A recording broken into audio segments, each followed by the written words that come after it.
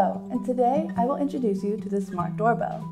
First, we will start by opening the app on the phone, which can be downloaded from the App Store and Google Play.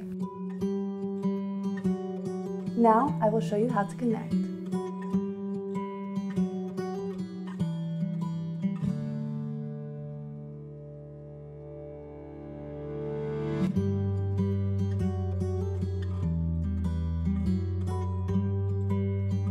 The doorbell is waterproof and can be installed outdoors without worrying of possible effects of rain.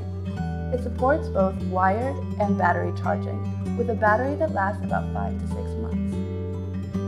When the doorbell rings, we will receive a notification. We can have a conversation with the people outside. Hi. This doorbell has a 166-degree viewing angle, which allows us to watch with almost no blind spots. For the motion detection function, when someone or something is passing by, it will send us a message. The IR night vision function allows us to see clearly what happened in the monitored area in the dark. It can also record 720 pixel HD video and shoot photos in real time for viewing at any time.